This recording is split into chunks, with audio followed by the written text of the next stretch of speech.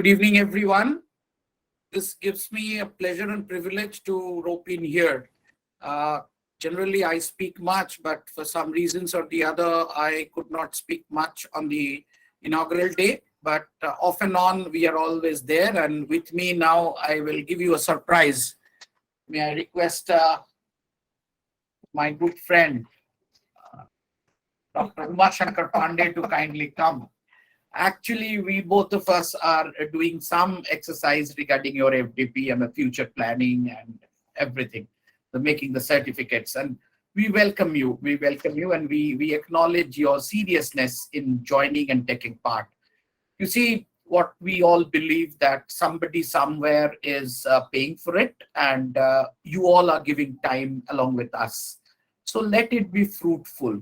And we have deliberately extended this facility to those who are not substantially there in the departments, but you are also there very much taking classes on a regular basis. So obviously the multiplier effect which we are thinking of, that through you, the students can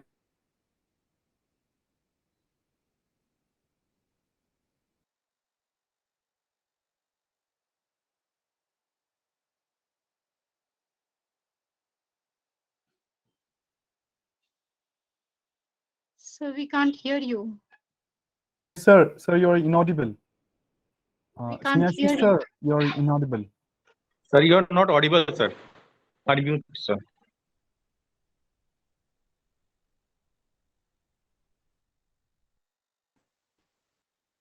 I think you're not muted, but there is a network glitch, sir. Oh, the network is giving some problem. Am I audible now? Absolutely. No. Yes, sir. You are. Thank you. Thank you.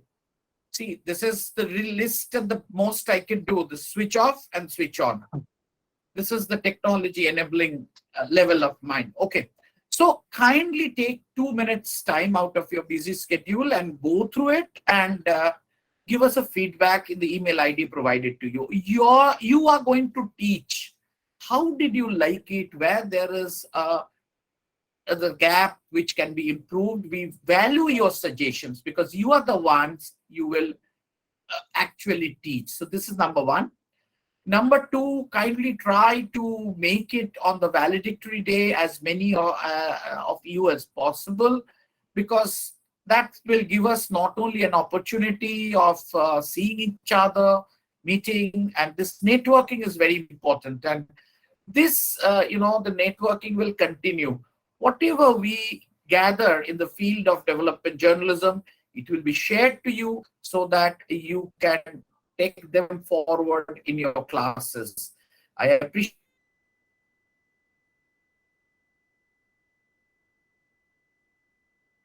your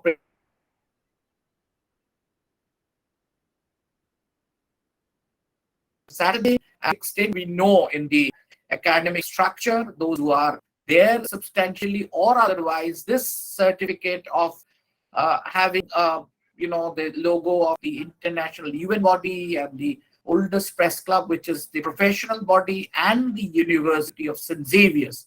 So these are very meaningful, and we wish that you will all come on the 24th and make use of this facility and go through the resources which are being disseminated. We are planning to make one set of resources available to you on that day. These are all our agenda, and we are all discussing like this. With this, let me tell you one thing, that there is a change in the schedule, not much. The speaker who was supposed to speak at 8, we have requested her to kindly come in this slot, because the one who was supposed to speak in the first slot prefers to speak a little later. Everybody is professionally busy, and that is why we have to do this small accommodations, because we want the things to happen properly, to add values. I don't know whether Professor Saswati Ganguly has come in. Then I would like to have the pleasure and just say hello to her, and then obviously over to Vishwadeep to introduce. And meanwhile, till such time, I will request my friend, the director of this project, Dr. Umashankar Pandey, to say something to the participants. Over to Dr. Pandey. Am I audible? Okay, so as you could understand, Yes, I was showing you the physical certificate that has already been done, and there are many other putting up all the important documents on a flash drive, and all of you who will be there at the sharing in some form or the other. Sharing it, I mean, in some form or the other during your valedictory. So we have put together, a few papers, that we thought would be relevant documents. Then we have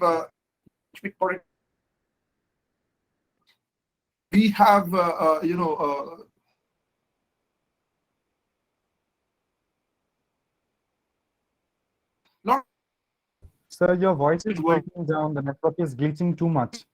We are unable to hear you at all, and the image is also blurry at the same time. Let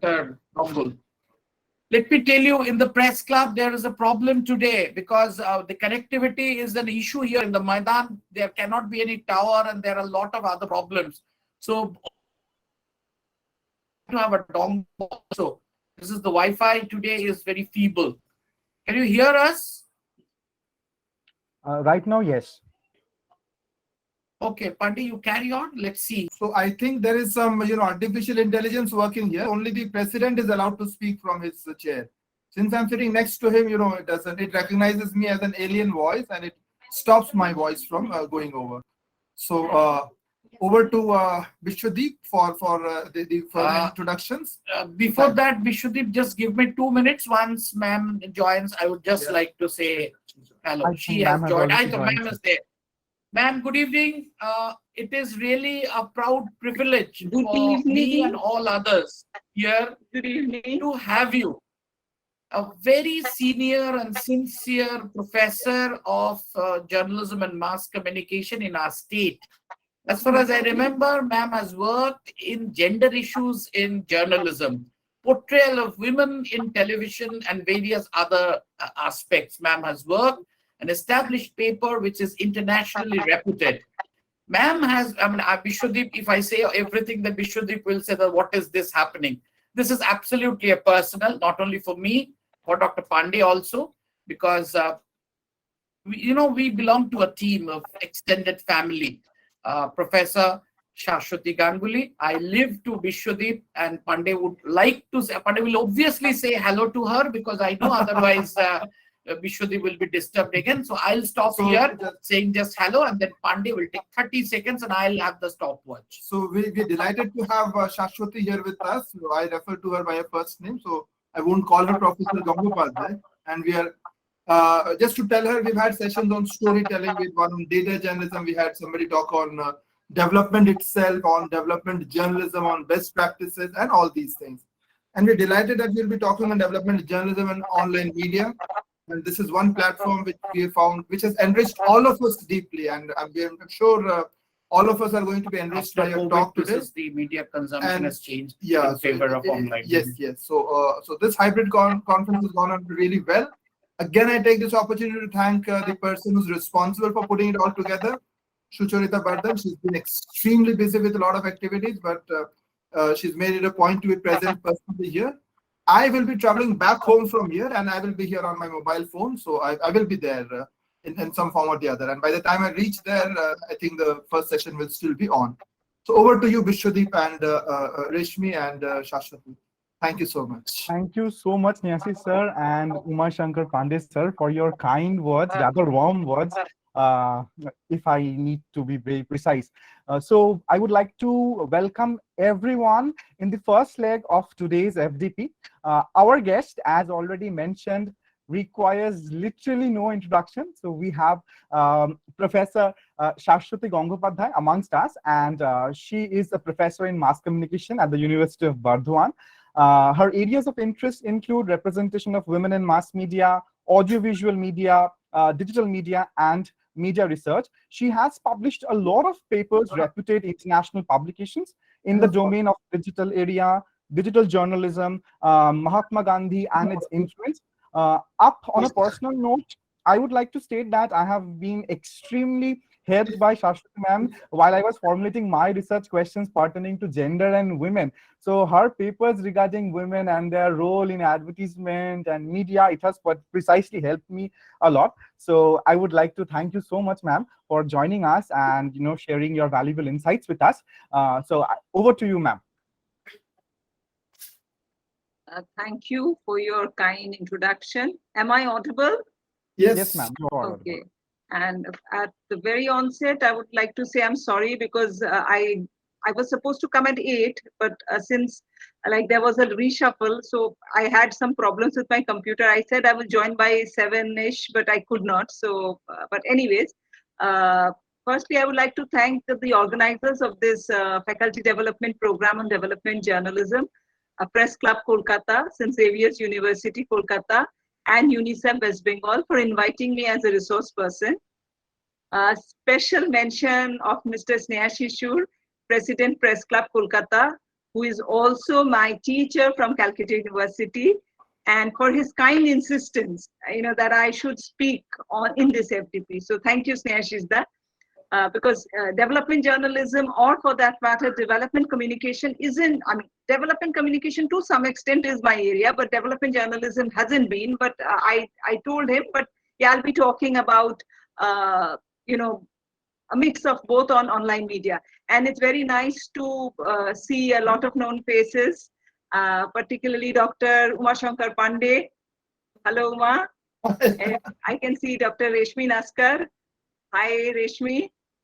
And also I can see a lot of young teachers who are here as participants. So good evening to each and every one of you. What I'll be doing is that I have a little PowerPoint presentation which I'm just trying to get it across.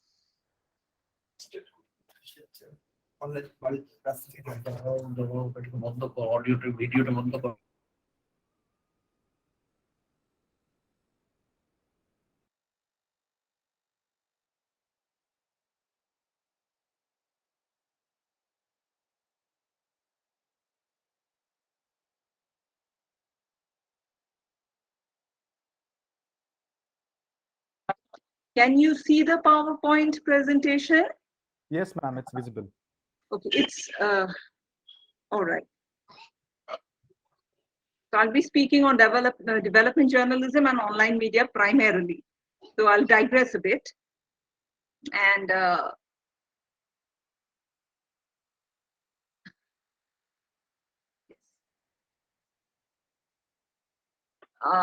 before I get into it, I'd just like to say by now, most of our teacher participants have, I think,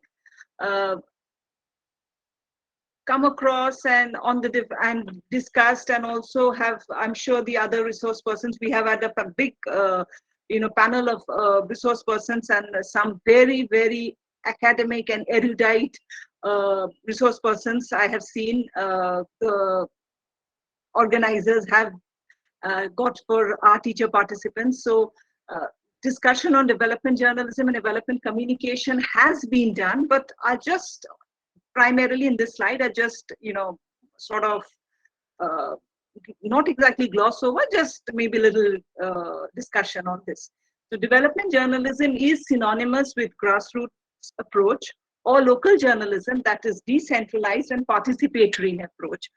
As I'm sure most of our teacher participants are aware that when we say development journalism, we call it DJ, and development communication, we say DevCom. So these two things have been, I think, a part and parcel of most of our, teaching curriculums.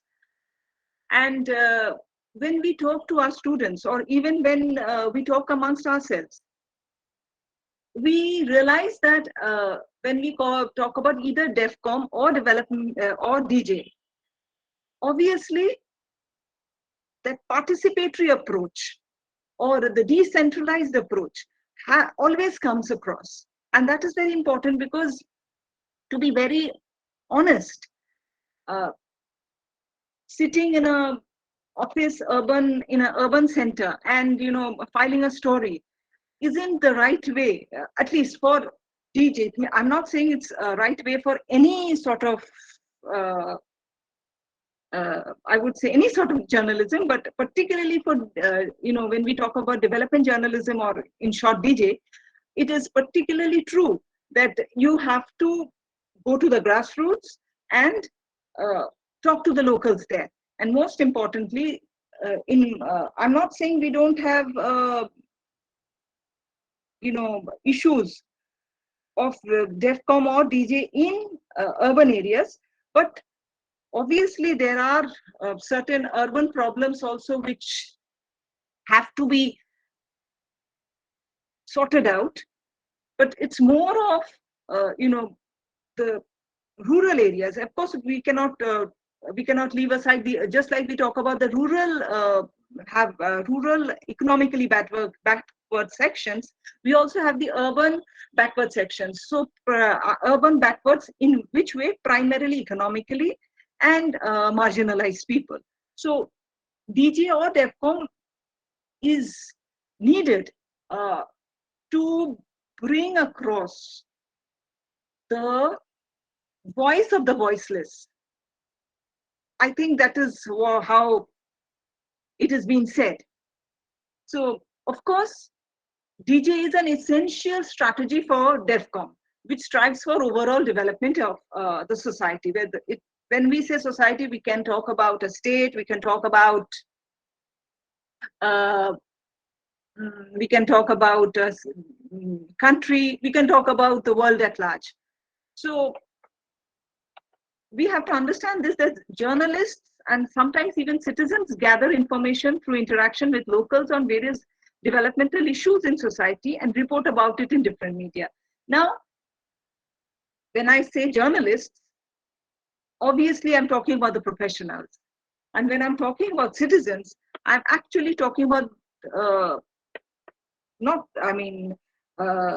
I'm not going to call them amateurs, but yes, we call them citizen journalists now.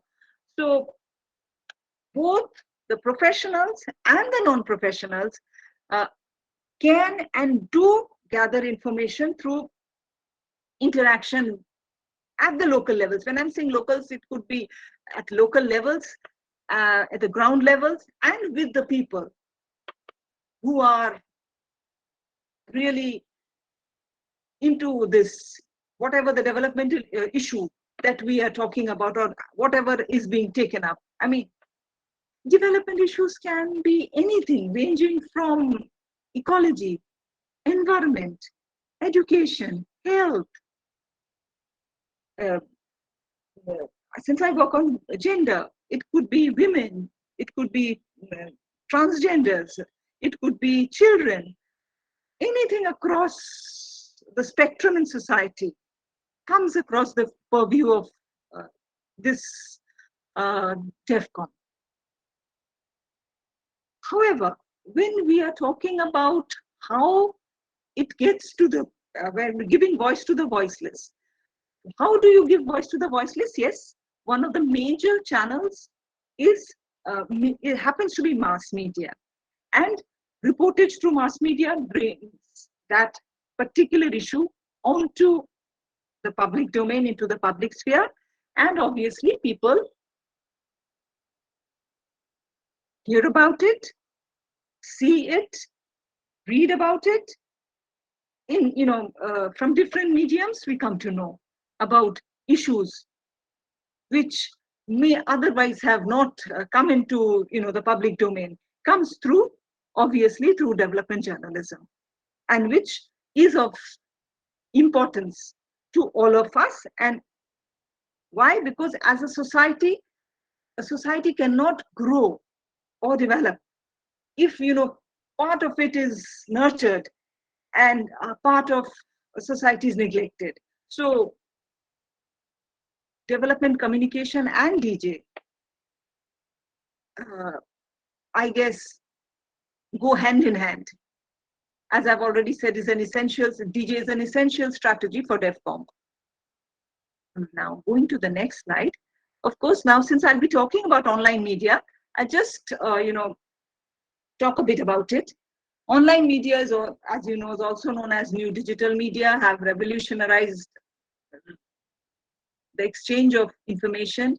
It has altered the meaning of geographical distance, allowed for a huge increase in the volume of communication, provided the possibility of increasing the speed of communication and opportunities for interactive communication. Very important, the last part, which I'm sure all of us as, researchers and, academicians in this field,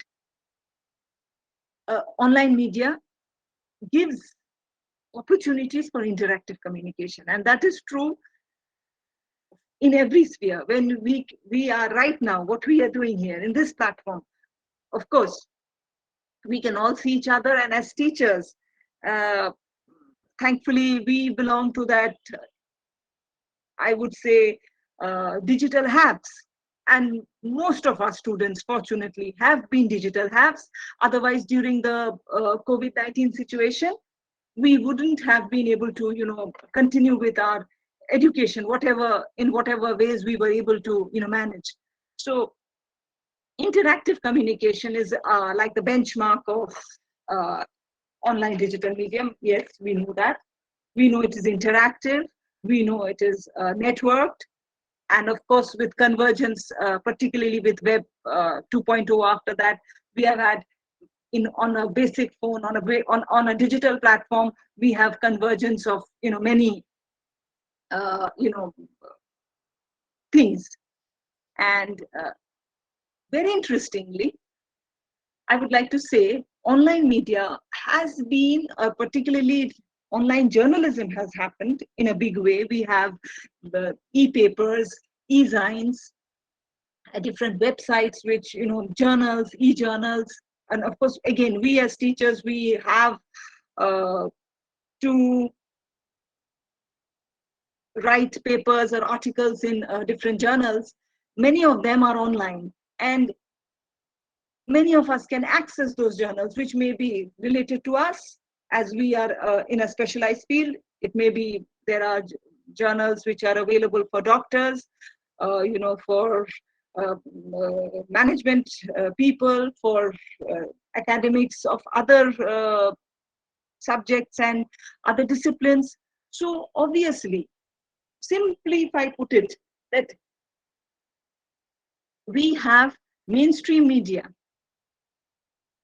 But when I'm calling it mainstream legacy media, obviously, which is, we are talking about the traditional mass media. And being I'm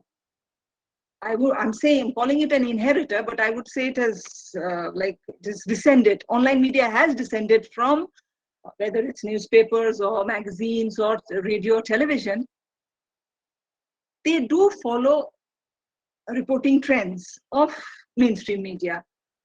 But it has also been noticed that online media has often highlighted and showcased social and developmental problems generally neglected by legacy media. Here, there has been a difference. I mean, I just like to,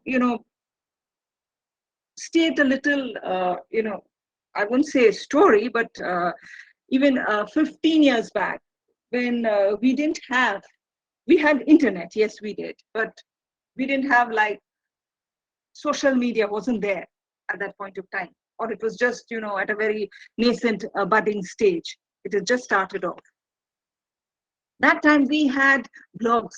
I remember a lot of journalists, particularly from Western countries. We used to find journalists who were, reporting for different newspapers. I used to read blogs of journalists who used to work for Guardian or from the Times. And they used to write not on the usual things, but they used to write on very interesting. Now, I'm not talking about development per se, but they used to write on interesting issues which were normally not covered in the mainstream newspapers. So the bloggers were there. Blogs, then chat rooms, which were very interesting. I mean, when we talk about chat rooms, we think of, okay, we will have, since most of us are from Bengal, I'm talking about, okay, Adda. But no, there have been many chat rooms which had health issues. Like I remember there was a chat room on autism, on ADHD for children, where support groups used to come together in chat rooms. Then of course chat rooms of different countries, very, very interesting. So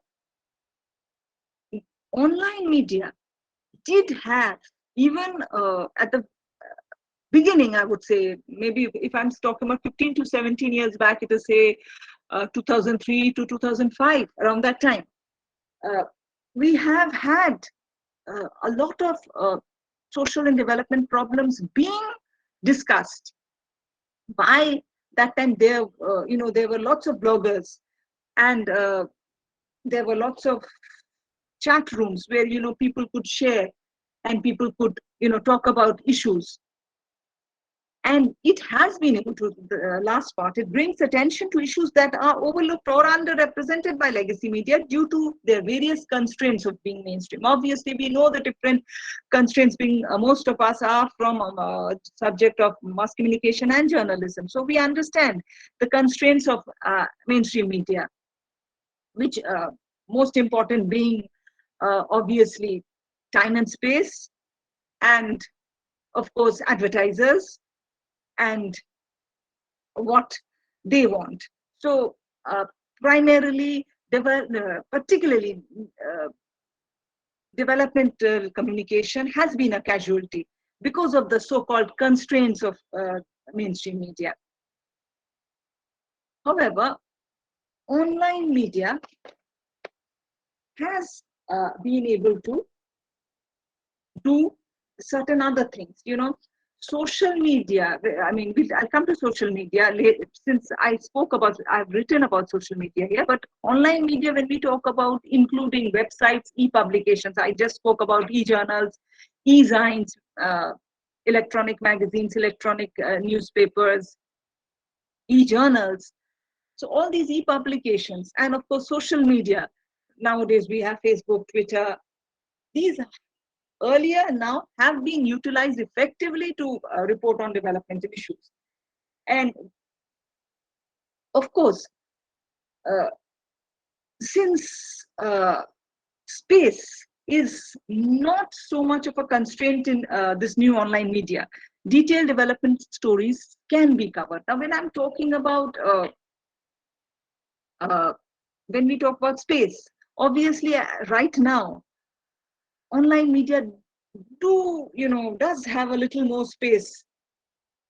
Of course, maybe a few years later, we will think about that, okay, the bandwidths are not enough, and there might be space constraints later on. But as of now, space is not an issue. So different types of stories are covered. And of course, issues of or stories of development are being covered in online media. And as this medium obviously is multimedia, you can have both audio, video, simply you can have write-ups. So, and being hyperlinked, you can connect stories. So there are these positive sides which can be used for any, I won't say just for the issues of development, but for any story per se. But obviously, because online media, particularly like when I'm talking about not non-mainstream, I'm sure we have mainstream media is also here in online media in a big way, but side by side we have a lot of smaller e-papers, bloggers, news. I would say there are different even news agencies which I've come across, very interesting stories they bring. There are local bloggers who write about different local issues. They may not have a big audience, but they have a selected target audience, target group, and those groups, of course, are coming together. When I mean, a few years back, I had written a paper on how social media had, in a big way, come helped in bringing about, social movements, particularly when we talk about in India, Nirbhaya case, or economic issues like the Wall Street issues, and also when later also when we have had social movements like the the RTI ones which were taken up later. I mean, we have had a lot of social movements which came through online media, particularly Facebook, WhatsApp. So obviously, developmental stories or developmental communication is happening inherently through this medium. If I look at the next slide, what am I talking about here? This new online medium has provided space for news stories about different segments, which were scarcely represented in mainstream media. I've already said this. Now, talking about social media, blogs, chat rooms, sharing platforms, apps. Now we have a lot of applications. These are some of the list of digital media technologies which have been used both for development communication and development journalism. Now, when we are talking about social media, obviously, the first thing that comes to our mind is a little frivolous, that, many people are, just chatting with friends, hooking up with like-minded people, and posting their photographs and all. But if we look at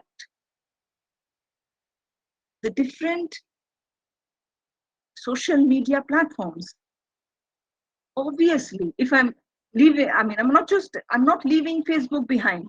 Twitter and all, obviously, there is a lot of positives happening in all spheres, whether it's political, social, economic, everything. But even in case of these social media like Facebook or WhatsApp, we have a lot of groups which are doing good work, on development, whether it's for marginalized sections, whether it is for the ecology, whether it's for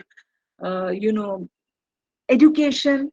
So issue is that, of course, they have their target groups and they are getting in touch through media. And maybe after that, what I intend to say is that you can network with people, you can network and highlight the issues.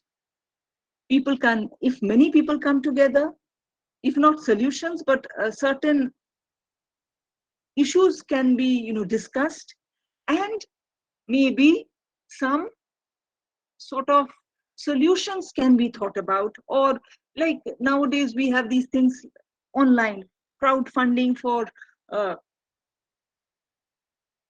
children who are having problems, maybe health issues particularly. So I would say these are positive developments through social media. I mean, many of us do contribute for child surgery through crowdfunding. Of course, we even have crowdfunding for business also. But obviously, if you want, you can do development work through use of social media, blogs, chat rooms, sharing platforms. All these, using the digital media technology, they are doing positive work. Social media have played a notable role in development communication and journalism. And if we look at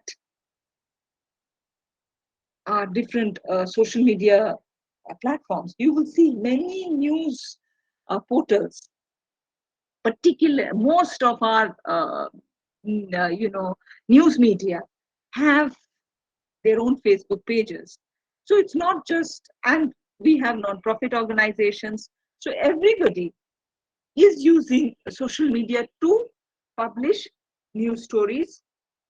And when I'm talking about news portals, yes, just like mainstream, non-mainstream news portals are also there. And of course, if you're looking at NGOs or non-profit organizations, they are also using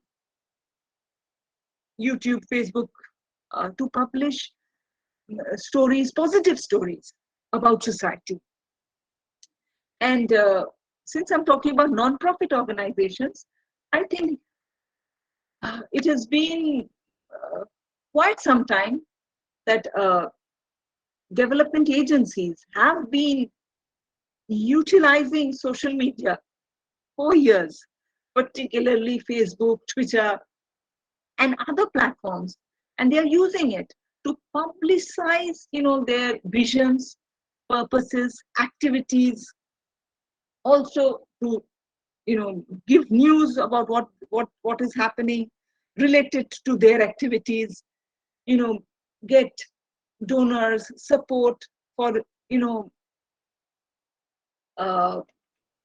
volunteers and stuff like that. Many humanitarian agencies, like, of course, we have one of our, FDP organizers being Unicef. They all have social media presence, and Unicef is one of the most liked on Facebook, and also is followed on Twitter. You have Dr. San Frontiers, which have, or other, World Food Program. They all have substantial social media presence and social media following. So obviously, these are working for upliftment of different groups in society, whether and all over the world. And they are using the online media to bring across development communication. Now I'm talking about, can you hear me? Am I audible? Yes, ma'am, you're audible, perfectly audible. Thank you. So news portal like Scroll, it covers a range of development related stories, and it has a wide audience. And of that, Eco India is an important component of Scroll.in, which showcases innovative concepts and projects from India and Europe on environmental sustainability and ideates for a more sustainable development. And when I'm talking about Eco India, if you go to their website, I have found that they have a wide variety of topics that they are dealing with. Starting from ecology, health, education. I mean, just, looking at this one, I just got a screenshot of this one. Eco India season finale, this Pune woman has lived without electricity for over 7 decades. So obviously, we are talking about a basic necessity, which is being highlighted here. Again, how a game of frisbee is changing the life of fishing communities in Chennai. How can farmers thrive without using chemical fertilizers? How a group of divers in Puducherry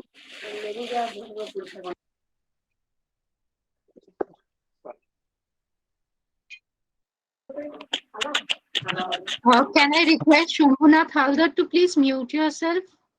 Yes, Shambhunath Haldar, please kindly mute yourself. So here, Eco India, how a group of divers in Puducherry are trained to rid seabeds of stray fishing nets, or announcing the winners of Doing Your Bits contest. Think about it. I mean, I have just got this, and I was going through their web page, and I found very interesting issues which they have taken up. And yes, if you can see, YouTube is there. They are using YouTube, they are using Facebook. So they are using social media, along with the fact that they are also, they have their web pages. It is a news portal. They are doing development journalism, and they are doing it successfully. And Scroll India is a popular news portal. And of course, they are doing their bit. Now I'm moving to the different agencies. Like, if you look at the social media, which has given United Nations Development Program a means to directly connect. Why have I taken UNDP and not Unicef? Obviously, since we are talking about development here. So I use this as a case study, whatever you can say. Social media has given UNDP a means to directly connect to the public rather than wait to be noticed through legacy media. Because they are doing, obviously, United Nations, all the different agencies working under the auspices of United Nations have been doing a lot of positive work across the world. And these agencies need to showcase what they're doing. But sometimes legacy media across the world, our mass mediums, mainstream mass mediums, may not always have space or time to highlight, which might seem a very good thing, but they for the mainstream media and their constraints and their guidelines, they might not be able to highlight or even give space and time to these positive news on people, on the environment. So they have got the opportunity, and they have got it themselves, to write about what they do, write about maybe a little story which has a positive action. And I'm sure there are many stories where, looking at the marginalized sections, and a lot of positive work is being done. And those stories and how those people are being helped, or how ecology, they're trying to bring some equilibrium in our very fragile ecosystem. All these things are being highlighted thanks to online media and the social media, which is giving platform and voice and space to showcase what they are doing, and also talk about some amazingly talented and committed human beings who are working very hard to improve conditions for world's most vulnerable. Of course, not just what they are doing, but also there are many people across the world, across the globe, who are doing their bit to improve a lot of people, or improve the lot of health issues of people, or maybe water resources. They are trying to replenish the groundwater in some places. I mean, I'll just speak about this because I was a part of this group, which I'm sure, since right now most of us are from South Bengal, at least some of us are here. Interestingly, South Bengal per se, coastal regions, in which includes Kolkata, of course, and the two 24 Parganas, we have this problem of groundwater level being depleted and arsenic. So, I mean, we have found out, and there has been this, we have some closed groups in Facebook and WhatsApp, which have been closely working in coastal areas of South Chobbish Pargona about, helping villagers with, this depletion of the water level, groundwater level, and how, arsenic poisoning is happening because of that. And yes, I came across this group, and I have whatever little, not just me, there are many people who we have joined, and we have, given some donations and all. And in our own little ways, we feel yes, gratified, that yes, we are doing a little bit for society. But how did we come to know about this? Of course, online media has been able to help us connect. And that is why I'm talking about that committed human beings, because yes, we know there are some committed human beings. I know one is a engineer, one left his job in the US and has come and started working here. So when we look at this, and these people are also very publicity shy. I mean, they are doing such wonderful things, and they say, okay, I'm doing it. So we need to also bring these committed human beings out in the open and into the public domain. Why? Because they are helping people. And that opportunity, to some extent, social media and online media does give us. I mean, here, if you're looking at UNDP has in their website, UNDP and their use of social media, if you're looking at this. And social media and development, how they have used social media for development. So if you go to their website, and why have I used this as a case? Because I wanted us to know that social media is used for development purposes. And, agencies like UNDP, Unicef, UNHCR, all of them, I'm sure, are using social media, which is a part of online media, for very positive purposes. I mean, if I'm there, I've got another case list. This is, of course, related to ecology. We have Center for Agriculture and Bioscience International, and it is based in UK, and it has been doing a work for more than 100 years. And they also use initially, obviously, they were doing it. It has been around from the 1900s. So that time there was no online media, but they have been doing it is an international not-for-profit organization, and they have been doing a lot of positive things, and they have been working for improving people's lives worldwide, and they have been providing information and applying scientific expertise to solve problems in agriculture and the environment.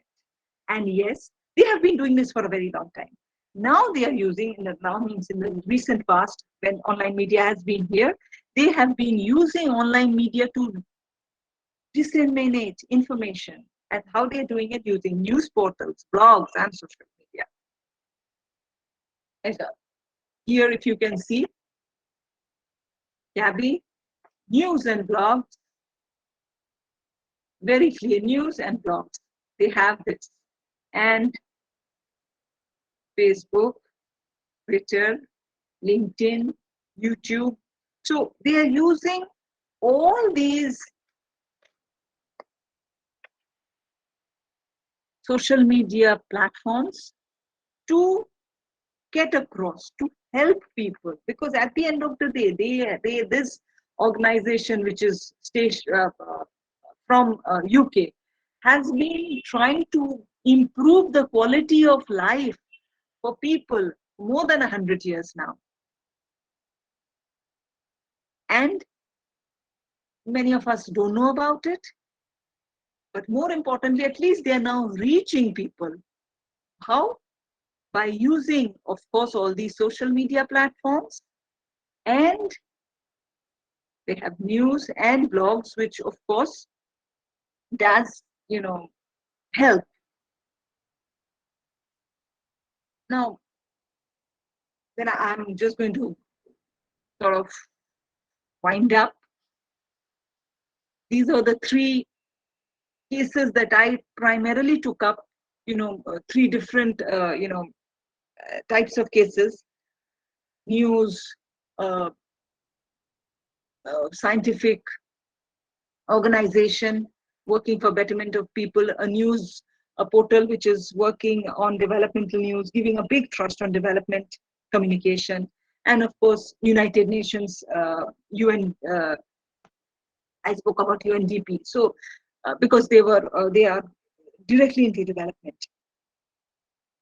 What I have seen, or what I'm sure you have also noticed, is that their online presence has, to some extent, given them a little more edge than what would have been earlier, because mainstream legacy media, with all their good intentions, are unable to highlight various positive stories that are happening, and more importantly, a lot of problems which are there, which these agencies, these I would say groups can highlight, which needs attention, maybe not just of a particular community, but even the global community. Like, if we talk about rising of the sea levels across the world, it is going to be a disaster in a few years if it continues this way. Not just for island nations, but even for people living in coastal areas of most countries. But again, legacy media may give coverage once in a while, or during a World Environment Day, a little bit of tokenism might happen. But when we need constant reminder of the dangers that we as humans face because of the destruction that we are ourselves doing to the ecology, the fragile ecosystem of this world. So we need to be continuously reminded. We means people need to be continuously reminded. And I guess it is not always possible for mainstream media because they have a lot of other things to talk about. But here online media does and has stepped in, where people in their own ways, there are groups, there are organizations, there are people who are working in their own ways, maybe sometimes with the government, sometimes on their own. And of course, sometimes even mainstream media is unable to criticize the government wholeheartedly, which, when I'm talking about government, I'm talking about governments across the world. And however, in online media, it is a little easier. I'm not going to say that it is very easy to criticize governments of, very powerful nations and get away with it. No, nobody can. But at least it is still possible. So what I'm trying to say here is that the impact of online media on developmental messages is a little more in when we are using online digital media more than legacy media. And here, if we're looking at feedback, this particular card that I'm showing you now speaks about the feedback that we can get, because of course the impact of online media on developmental messages can be measured through inbuilt matrices which are available with the digital technology. Obviously, I mean, how many hits there have been, how many people have, how many visitors we have in this page, all these things, clicks, ratings, page views, these are indicators. How many people have shared this story, how many visitors have come, what have been the ratings, how many clicks have happened in this page, page views. These built-in matrices have been able to help maybe the people who are giving the news or giving the information, and then with the help of digital technology they're able to understand that, okay, if whatever little impact they're making, thereby it is making it possible to understand how audience members may be reacting to developmental messages through this interactive media. So obviously, what I wanted to say here is that not just giving the message, not just giving the information or communicating or giving the news, also it is easier to get the feedback when we are using online media.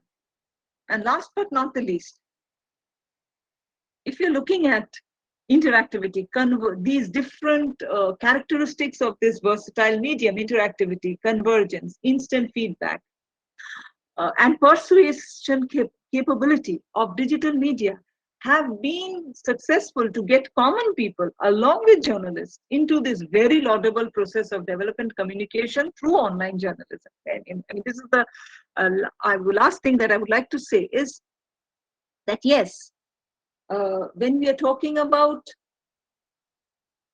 digital journalism, online journalism, and development communication, obviously, it's not just journalists, even common people, activists. When I'm talking about common people, there are activists are involved. There are common people who don't have a voice, but using Facebook or maybe Instagram, they have been able to give some photographs and show what is happening. So obviously, this very, very positive process of communication for development has been happening through online journalism. So with this, on this positive note, I would like to stop.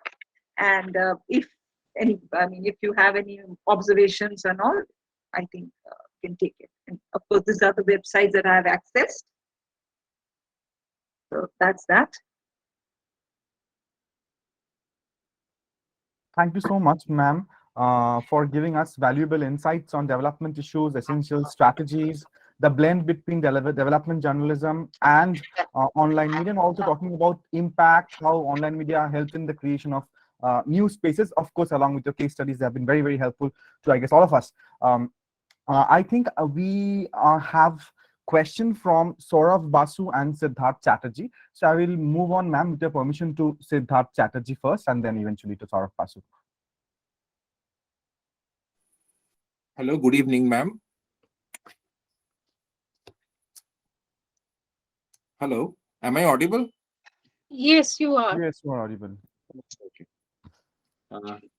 Ma'am, this is first I would like to lay down one of my observation, and then I will come to my question to ma'am. My first observation is that when we talk about development, we consider not only material growth, at the same time, we also consider non-material growth as well. And good health and well-being is also a very important part of it. And it is also ranked at number 3 of the Sustainable Development Agenda of the United Nations. So as ma'am was speaking, you were speaking about online media. So I was just going through a paper published by National Library of Medicine, and it is stating that unrestrained use of social media has come up with some significant amount of negative effects among the adolescents, like depression, anxiety, issues related to social identity, etc. So, ma'am, my question to you is: can online media as a means be somehow used to lower down such effects in real-time exercise in the form of development journalism, ma'am? You see, whatever I could understand from your question is that you're talking about adolescents being depressed by use of social media and all, right? Yes, And ma'am. how that can be addressed. How that can be addressed. Yeah, ma'am. Like Yeah, ma'am. we see, first and foremost, thank you for your question. I'd just like to ask, like I'm just going to ask all of us here. We are all teachers here, and we have been teaching our students during the pandemic. And in many colleges and many universities, including mine, we have had a group of teachers who were given the job of, you know, sort of talking to students because they might be getting depressed. So I am sure informally most of us had to talk to certain students who have, you know, not been joining, or for whatever reason they have been depressed, and we have spoken to them. So, and we have had many webinars uh, relating to well-being, mental well-being, during this pandemic period, because most of our students were at home, and we had tried to teach them. But even then, in most institutions, educational institutions, mental well-being of the students have been an important issue, and webinars have been held for the students. So yes, if I'm talking about, if I now moving on to uh, not just our students, because they are college and university students, you spoke about adolescents. Well, I have come across many schools who have organized these kind of sessions with psychiatrists, with trainers, people who have been trained, counselors, and addressed this issue. So I guess this is how this issue could be, addressed. I hope I have been able to, give you some answer, to your question. Yes, ma'am. Yes, ma'am. Thank you, ma'am. Thank you. Thank you so much, ma'am, for answering Siddhartha Chatterjee's question. I would like to now move on to Saurav Basu. I would request him to place his question.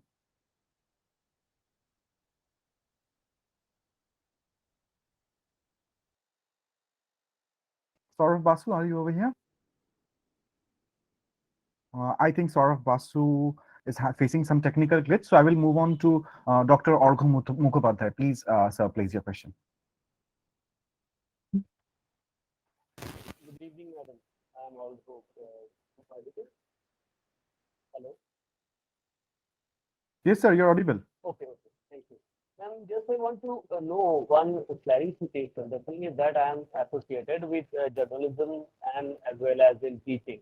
So it's like as a blending mode. So what is my observation? It is not the point. The thing is that I want to put an example that in the COVID time, so there was a severe crisis. It was being faced by the in the red light area, especially the sex workers who does not have any job, any food, anything else. And it was a severe crisis. And Mr. Jana, who was in the biggest brothel in Sonagachi, so once he cried to one minister that please give us some food and shelter. But the thing is that the national dailies and other newspaper also, they have not given that kind of focus. So how we could get the attention, to catch the attention in a mainstream media or the channels, and for these kind of things? And do you think that this is also be considerable for the mainstream media, the persons who are in the end of this our society? Please, madam, over.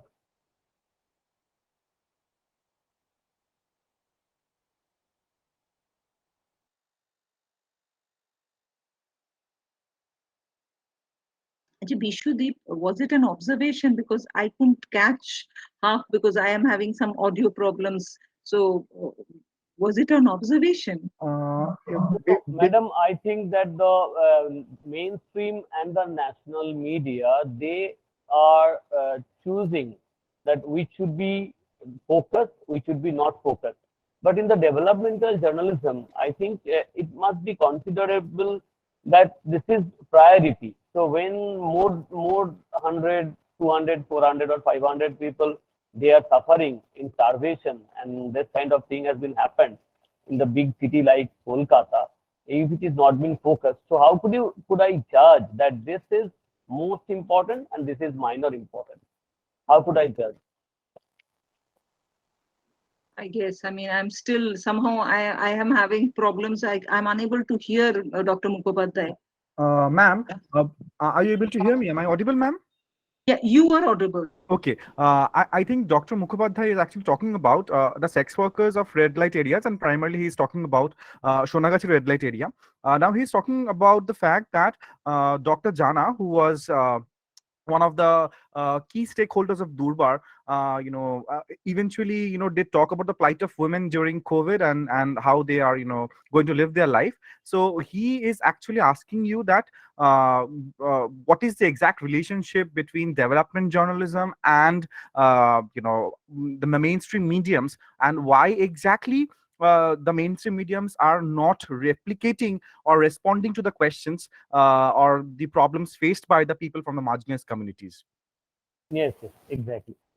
Well, when I was talking about mainstream media constraints, I did speak about a very important aspect called the advertiser. I did speak about time and space, that, a news channel may not have time for, quote unquote, developmental issues, and newspaper may not have space. But a very important component are the advertisers. And unfortunately, whether we like it or not, they are, to some extent, they control. And if they think it is not very important, I mean, let me tell you a little story, anecdote, which I had heard from a very senior journalist, that he had told us that since I work on gender issues, I was talking to him about the women's page in a particularly Bangla newspaper, that why we only have Shajgoj, quote unquote, how you're going to look pretty, or we don't have much. At least nowadays, we are still having issues on, what to study, or, where you will be able to get jobs and all. But even 5 to 7 years back, it was primarily, ranna banna and stuff like that in the newspaper. But do you know what he told me? He told me that they had come up with the plights of women in religious places, since where they are exploited sexually also. I mean, of course, it's a different thing from what we have come across in what he spoke about, the NGO Durbar, what they have put up. But newspapers, initially they had decided it would go on, they would be having a lot of, every week they would be having this kind of developmental stories on women. And after 1 or 2 stories were published, the editor decided to tell, he's a senior journalist, and he said the editor was called along with by the managing director, and said the advertisers are not very happy with these kind of stories. These are depressing. They are not, which, well-known sari emporium or jewelry emporium would give ads in this such depressing, when you're giving such depressing news. So am I able to, sort of answer to some extent, to your query? I'm not saying I've answered it. I'm just saying that I guess you can understand, since I have given you a kind of a relation. Okay, madam. Thank you. Thank you so much, ma'am, for answering the questions. Saurav Basu did knock on, and he was, as part of the queue. So do I have Saurav Basu over here? Or shall we end the first leg of the session? I'm unable to spot him. So he's not here. So thank you so much, ma'am, for enlightening us on all these issues and, engaging us. Thank you so much for having me. Thank you so much. Take care. Thank you, ma'am.